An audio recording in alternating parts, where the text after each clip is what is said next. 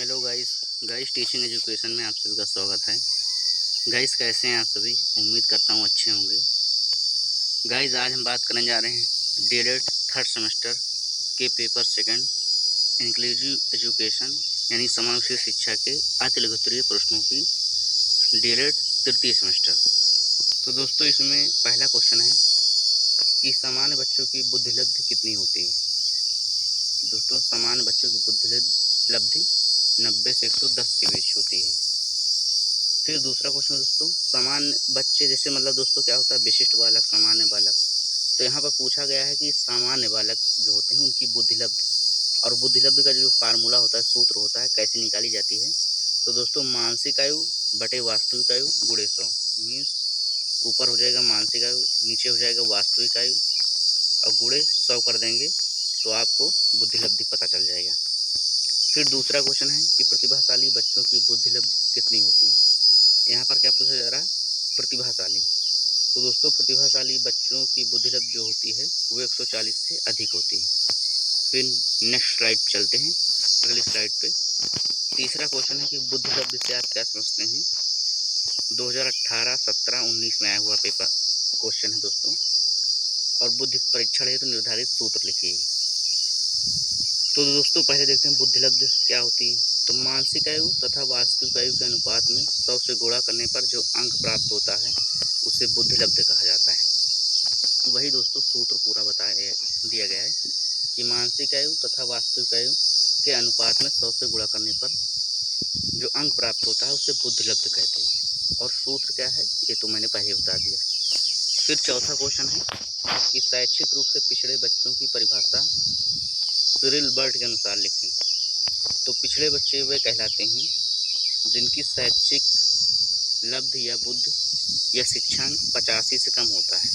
क्या दोस्तों, 85 से जिनका शैक्षिक बुद्धि लब्ध अंक कम होता है वो शैक्षिक रूप से पिछड़े बच्चे कहलाते हैं। फिर दोस्तों, पांचवा क्वेश्चन है कि यह कथन किसका है।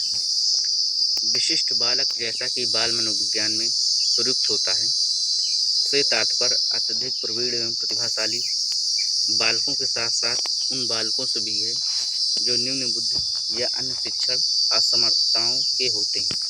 मीन्स दोस्तों, इन्होंने बताया कि भाई विशिष्ट बालक, जैसे बाल मनोविज्ञान में ही विशेषता कहा जाता है विशिष्ट बालक, सामान्य बालक, प्रतिभाशाली बालक।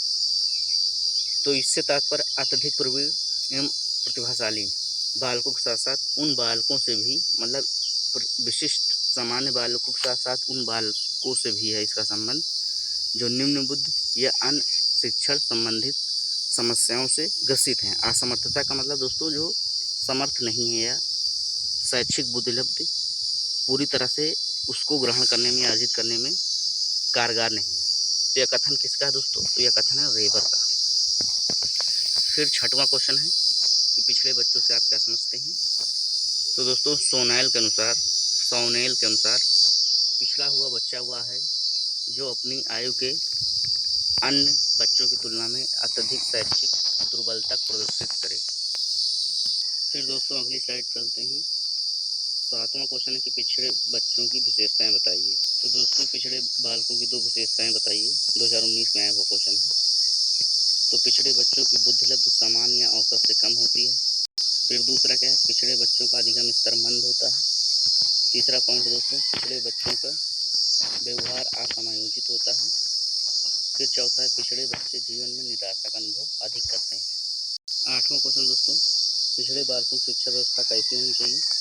तो पिछड़े बालकों के लिए विद्यालय का वातावरण भयमुक्त, यानी दोस्तों भयमुक्त का बिना डर के होना चाहिए, डर के साथ नहीं।